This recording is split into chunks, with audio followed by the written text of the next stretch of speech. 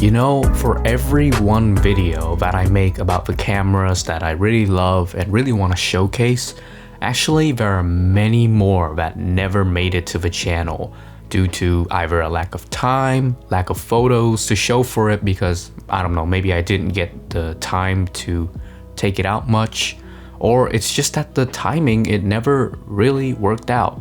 Well, today I am featuring one such camera like that. And it might not be something that you would expect. It's a Leica, actually. A real Leica, not some kind of Panasonic rebrand either. Let me show you what it is and why I now have to sell it. But before that, if you like the video, help the channel grow by giving a like and a sub.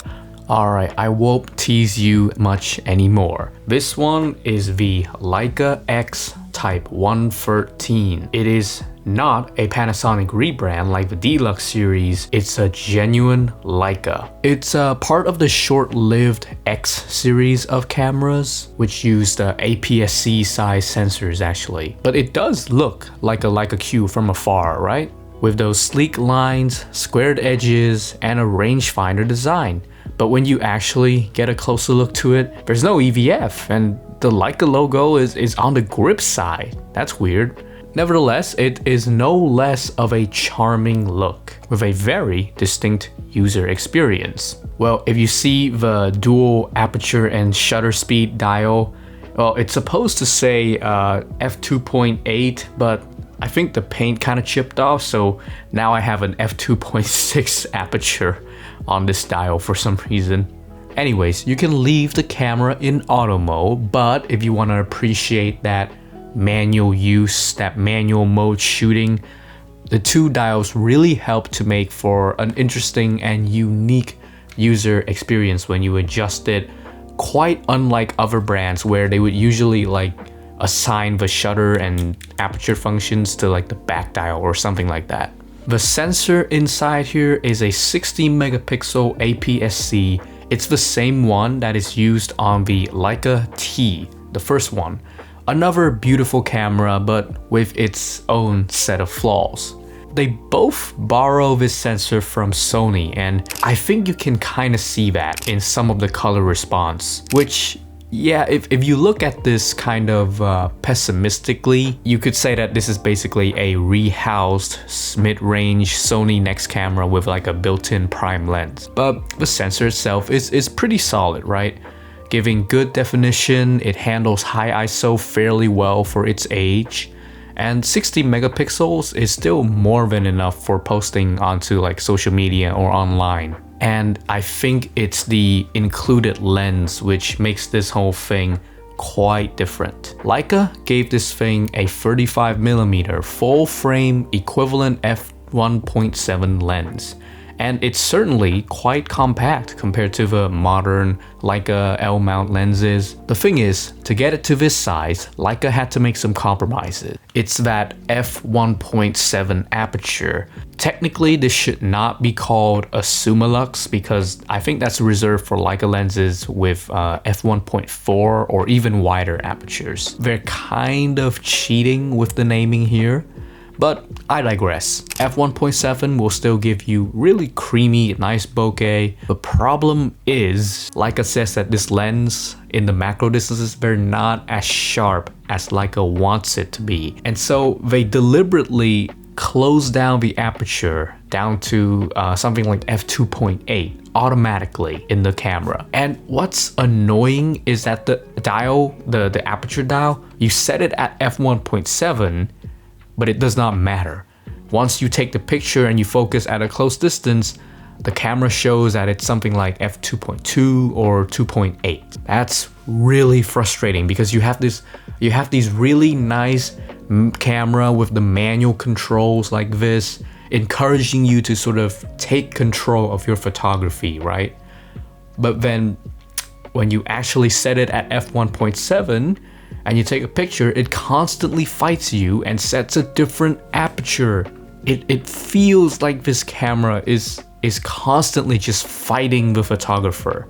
And There's just nothing is stopping the lens from going to f1.7, but Leica says, no, you can't have it, which is really, really frustrating. I'm going off on a tangent here, but actually I owned the Leica X1, the first ever X camera, for a week, and I really liked its output. It's just that the menu navigation and the autofocus was so painfully slow. So I traded the Leica X1 for this X113. Going from the first X to this camera, it's like a night and day difference. The focus is very much improved from that first Leica X. Now, there are people who say that the X113 is also a slow focuser. However, I think it works just fine. It's, you know, contrast-based autofocus, not face detection, but it works well enough. Could it be faster, more accurate? Yeah, of course. But as long as you do something like center refocus and recompose, you should be fine. My problem with this focus system is that, well, there's a viewfinder lag when you focus too fast for some reason. And it kind of freezes up the camera. You can't press anything, can't do anything to it. It makes for a very kind of choppy experience, not something you want from a camera, you know? The menu system, it's as bare bones as it gets. There's no like extra intelligent auto modes, there's no focus stacking, no bracketing, whatever. Just straight up taking pictures, and that's all. You can of course also record a basic 1080p video on the Leica X113, and you're hearing audio from the standard microphones inside the camera. So yeah, for the software, it's a very pure Leica philosophy on here. However, they also kinda abandoned this camera. There were no firmware updates after the release one, so the choppiness, all the faults, they never really got fixed. It's just something you get used to, I guess. Okay, sure, there are some faults with this camera, but how about the pictures of it? Are they redeemable? Well, I don't know. Like, people seem to rant and rave about the Leica colors, they're like something magical and whatnot, but maybe that's for the M series and the Q series. Maybe not so much for the X cameras. Both the Leica X1 and this X113, they have kind of off colors. It's not even like real life colors, it's just slightly desaturated, and it has a pink color cast. Even when I throw the raw files into editing, I couldn't edit quite to the same level as other cameras, and for some reason, despite rocking a Sony sensor that's supposed to have pretty good dynamic range, the raw files here, they just don't have a lot of exposure latitude. Now, there were some keepers, of course, but I just did not get quite the results that I wanted. What I was impressed with though was the sharpness of this lens. Never mind the aperture limitations, it is able to capture textures really well, and it has a clarity to it that is, I think, quite distinctly Leica. And the bokeh, it just feels really natural. Maybe this is the so-called 3D pop that everyone's talking about. The black and white though is more noteworthy, especially the black and white high contrast mode. It's not quite in your face contrasty like the Ricoh GX100, which I reviewed before. No, it's a more subtle kind of black and white that doesn't quite catch your eyes on the first impression, but the more you look at it, the more of a pleasant feel it develops.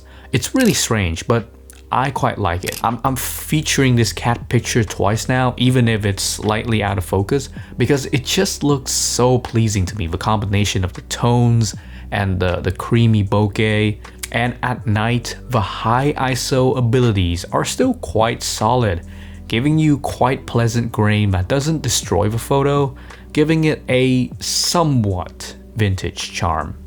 I think that the Leica X113, despite all of its faults, it does have its charm. It's a really attractive camera, as you can see, something you want on your shelf just to look at as like a cool thing, not just as a photo tool, you know. And the black and white output is quite inspiring as well. The thing is, I already have cameras that kind of fulfill these purposes, and say what you will, a rangefinder style camera without an EVF is, well, it's kind of criminal, honestly.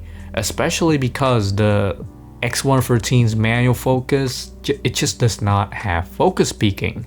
So a lot of the time you have to squint at the LCD that isn't that bright even just to check focus. You know, there's an EVF attachment that Leica makes, but it completely ruins the clean aesthetic. I love the focus clutch of this lens. It unlocks with this reassuring click, and the way it spins, it's so silky smooth. But I just can't use manual focus when there's no focus peaking. I don't like the kind of punch in zoom focus assist that they use. So, you know, having manual focus, but it's kind of a moot point to me. I think I made a mistake. I bought this camera because it was a Leica I can afford, not because it's the Leica I necessarily wanted.